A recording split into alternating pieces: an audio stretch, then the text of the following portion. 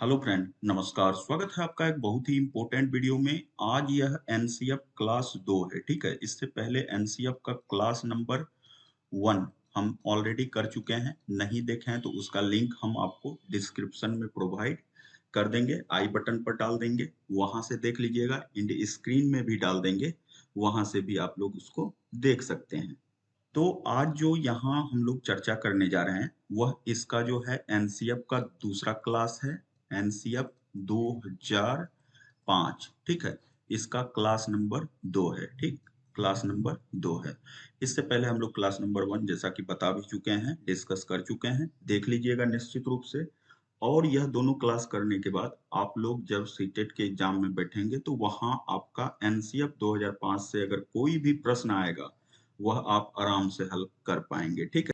तो अभी जो हम लोग टॉपिक लिए हैं वह टॉपिक है सामाजिक अध्ययन विज्ञान पाठ्य पुस्तक एवं राष्ट्रीय पाठ्यचर्या की रूपरेखा 2005, ठीक है। तो यहाँ हम लोग सामाजिक अध्ययन विज्ञान पाठ्य पुस्तक एवं राष्ट्रीय पाठ्यचर्या की रूपरेखा 2005 को देखेंगे, ठीक। तो चलिए आगे बढ़ते हैं। इसमें कौन कौन सा पॉइंट कवर करेंगे, सारी बातें अभी डिस्कस कर रहे हैं। वीडियो में निश्चित रूप से बने रहिए, ज्यादा से ज्यादा शेयर कीजिए। चैनल पर पहली दफा आए हैं तो सब्सक्राइब भी कर लीजिए, क्योंकि इस तरह की इंपॉर्टेंट जानकारी हम लगातार आपके लिए लाते रहते हैं। राष्ट्रीय शैक्षिक अनुसंधान एवं प्रशिक्षण परिषद एनसीईआरटी द्वारा गठित राष्ट्रीय फोकस समूह ने पाठ्य पुस्तकों तथा राष्ट्रीय पाठ्यचर्या की रूपरेखा 2005 नामक दस्तावेजों में सामाजिक विज्ञान शिक्षण के संबंध में सामाजिक विज्ञान पाठ्य पुस्तकों की रचना हेतु जो विचार सामने रखे हैं उसका ब्यौरा निम्न प्रकार है, ठीक है। तो देखिए, सबसे पहली बात, एनसीईआरटी द्वारा गठित जो है राष्ट्रीय फोकस समूह ने, राष्ट्रीय फोकस समूह जो है, जो एनसीईआरटी के द्वारा गठित है, ने पाठ्य पुस्तकों द्वारा तथा राष्ट्रीय पाठ्यचर्या की रूपरेखा 2005 नामक दस्तावेज में, ठीक है। तो यह जो है एनसीईआरटी के द्वारा जो है राष्ट्रीय फोकस समूह ने जो पाठ्यचर्या पाठ्य पुस्तकों तथा राष्ट्रीय पाठ्यचर्या मतलब सिलेबस की जो रूपरेखा नामक 2005 नामक दस्तावेज में सामाजिक विज्ञान और शिक्षण के संबंध में, सामाजिक विज्ञान के शिक्षण मतलब उसका किस प्रकार शिक्षण करना है के संदर्भ में सामाजिक विज्ञान पाठ्य पुस्तकों की रचना हेतु विचार सामने रखे हैं। तो इनका जो विचार है उसको जो है कुछ पॉइंट के तहत बताया गया है। वह कौन कौन सा पॉइंट है आगे हम लोग डिस्कस कर रहे हैं, ठीक है। वीडियो में बने रहिए, ज्यादा से ज्यादा शेयर जरूर। तो देखिए, यहाँ पहला जो पॉइंट है उसके अंतर्गत बताया जा रहा है कि आज देश के अधिकतर विद्यालयों में पाठ्य पुस्तकें ही सब तरह के शिक्षण अधिगम की दिशा और दशा निर्धारित करने वाली मानी जाती है, ठीक है। तो विद्यालय में जो पाठ्य पुस्तक है वही जो है शिक्षण अधिगम की।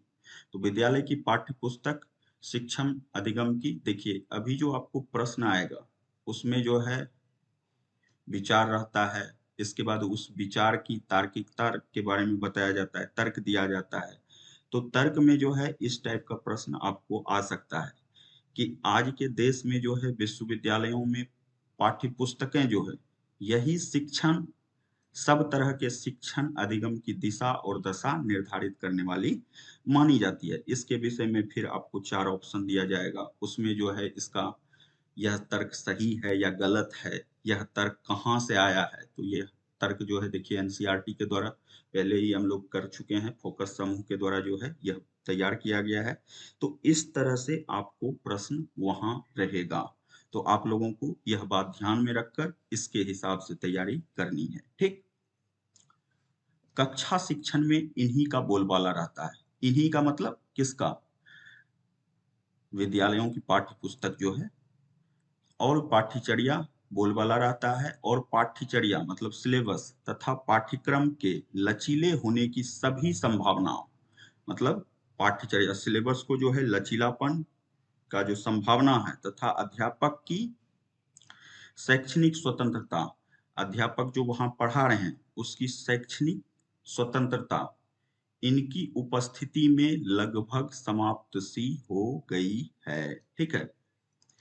देखिए, जब आपको यह 2005 एनसीएफ 2005, तो यह जो है स्टूडेंट आधारित है। ठीक।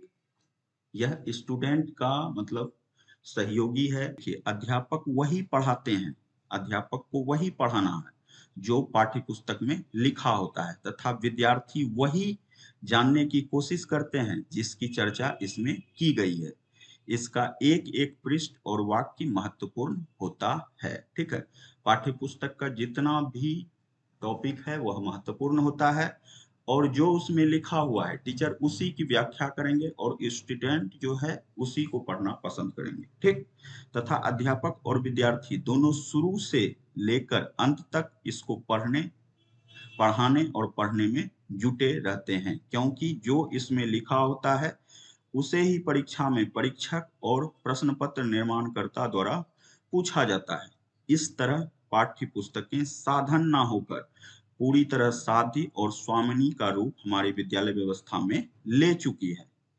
इन पर उचित अंकुश लगाने के सिवा और कोई विकल्प नहीं है। ठीक है।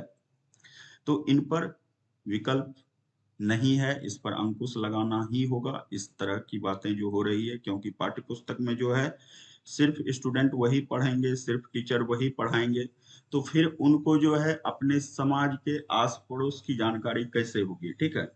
वह जो है समाज के आस पड़ोस की जानकारी जो है वह भी रखना बहुत ही जरूरी है, क्योंकि वह स्टूडेंट के विकास के लिए बहुत ही महत्वपूर्ण भूमिका अदा करता है, खास करके छोटे क्लास के बच्चों के लिए। ठीक। तो यह ब्यौरा जो है प्रस्तुत किया गया है फोकस समूह के द्वारा, और इसी के आधार पर जो है आगे यह एनसीएफ 2005 जो है काम करती है। ठीक। और इस सब ब्यौरा के आधार पर आपका एनसीएफ 2005 जो है बना, और इसमें जो है स्टूडेंट को की स्टूडेंट की प्लस टीचर की सबकी जो है क्या भूमिका रहनी चाहिए उस पर भी व्याख्या की गई है। तो देखिए दूसरा पॉइंट क्या है आपका, जो ब्यौरा इन्होंने प्रस्तुत किया है उसके तहत दूसरा पॉइंट क्या है। तो दूसरा पॉइंट है पाठ्य पुस्तकों को पढ़ाना ही शिक्षा प्रदान करना तथा ग्रहण करना नहीं मानना चाहिए। बिल्कुल सही बात है। सिर्फ पाठ्य पुस्तक से ही उसी को पढ़ रहे हैं, पढ़ा रहे हैं, तो यह जो है शिक्षा प्रदान करना, ग्रहण करना नहीं माना जाना चाहिए। यह तभी समाप्त हो सकती है जब एक ओर तो पाठ्य पुस्तकों पर अध्यापकों तथा विद्यार्थियों की अत्यधिक आश्रितता पर रोक लगाई जाए, तथा दूसरी ओर उनकी रचना हेतु आवश्यक बातों पर ध्यान दिया जाए। ठीक है। सिर्फ पढ़ना और पढ़ाना, बुक को देख के पढ़ना है, पढ़ाना है, इससे जो है स्टूडेंट का विकास नहीं होगा। ठीक है। तो विकास के लिए चाहिए कि इस पर जो है इसकी आश्रिता पर, इस पर जो आश्रित हो गए हैं शिक्षक बंधु, इसके बाद स्टूडेंट, वह आश्रितता पर रोक लगाई जानी चाहिए और कुछ ऐसा पढ़ाने को बोला जाना चाहिए जिससे कि स्टूडेंट का विकास हो, उसके अंदर जो है पॉजिटिविटी जाएगी, सहयोगात्मक भावनाओं का विकास हो। तो इस तरह की बातें किस तरह से होगी, यह चीज जो है आपको एनसीएफ 2005 में देखने को मिलता है। ठीक। और यह जो है इस ब्यौरा के आधार पर, यह ब्यौरा सिर्फ है, कुछ पॉइंट जो है यहाँ दिखाए गए हैं, यह ब्यौरा प्रस्तुत किया गया है एनसीईआरटी के फोकस समूह के द्वारा। ठीक। अब देखिए तीसरा ब्यौरा क्या है, पाठ्य पुस्तकें ज्ञान का प्रमुख स्रोत हैं। यह धारण यह धारणा सीखने वालों को सक्रिय भागीदारी के द्वारा ज्ञान प्राप्त करने या कुछ नया सीखने या करने की संभावना के द्वार बंद कर देती है। पाठ्य पुस्तकों को एक बंद बॉक्स नहीं बल्कि एक ऐसा दस्तावेज के रूप में देखा जाना चाहिए जिससे विद्यार्थी स्वयं जांच पड़ताल करके उचित अधिगम अनुभव अर्जित करने के अवसर मिलते हैं।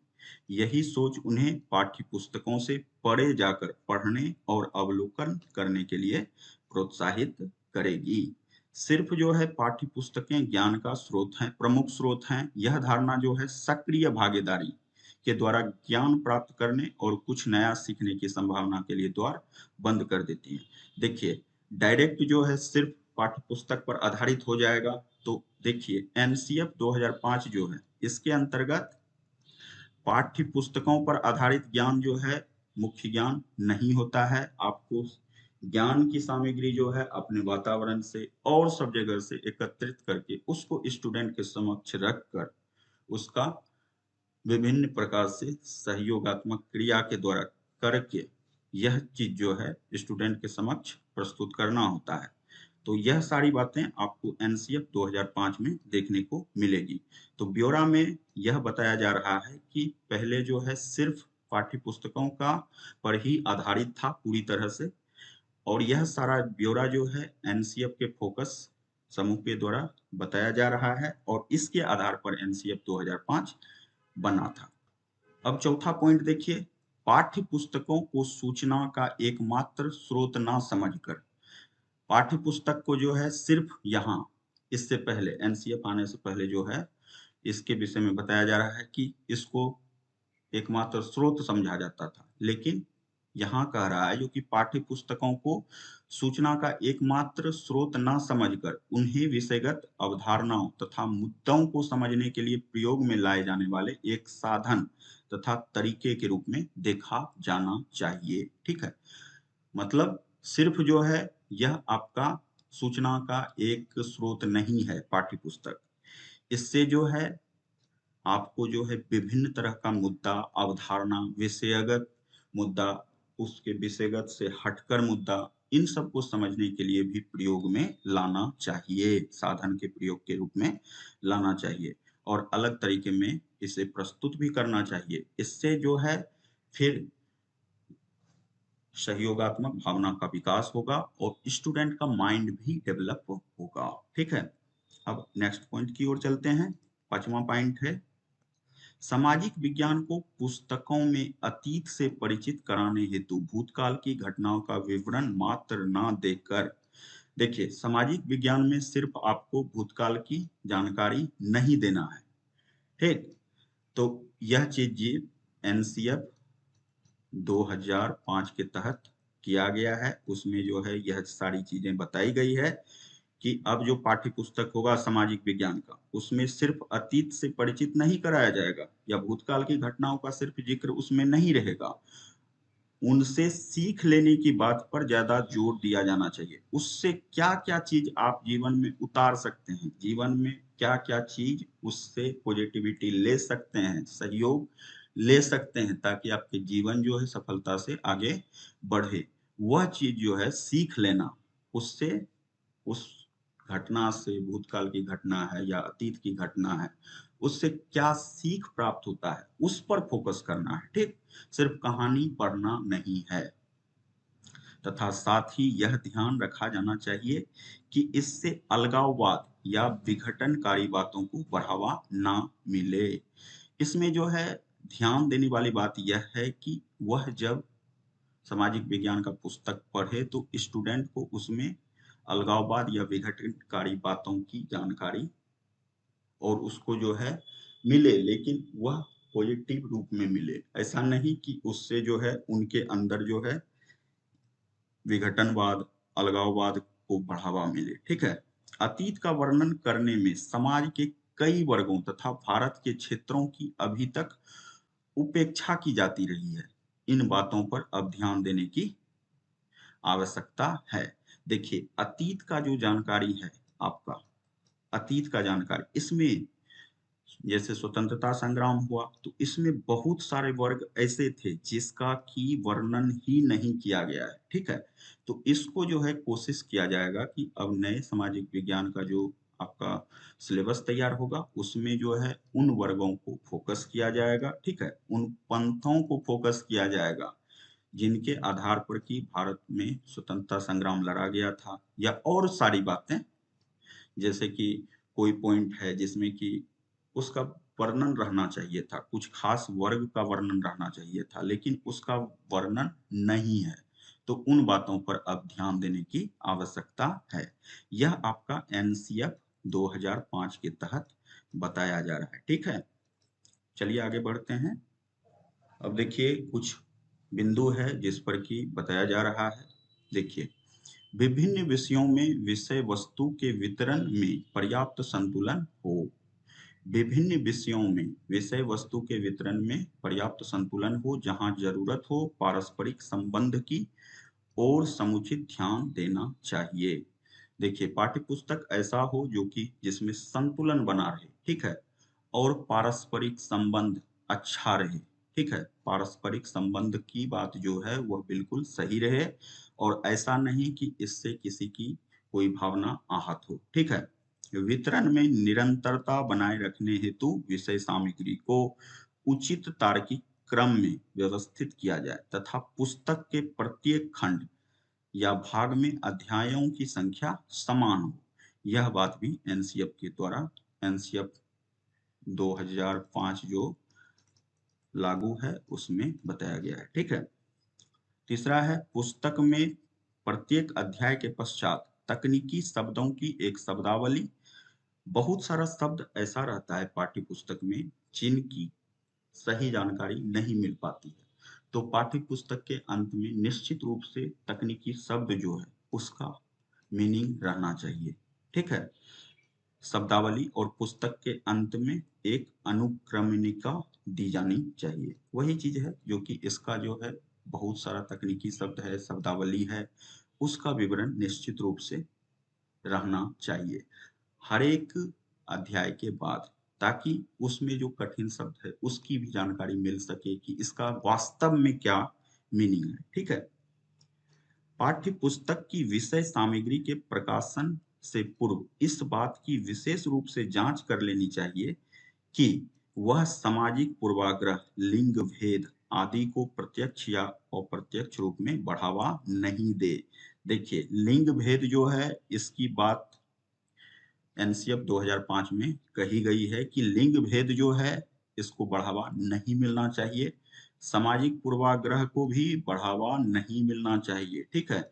जो घटना ऐसी हो जिससे कि प्रत्यक्ष या अप्रत्यक्ष रूप में समाज को जो है परेशानी हो, वह चीज को ध्यान में रखना होगा। पाठ्य पुस्तक में उस चीज को भी ध्यान में रखना होगा, इससे जो है सामाजिक पूर्वाग्रह और लिंग भेद को बढ़ावा नहीं मिले, ठीक है।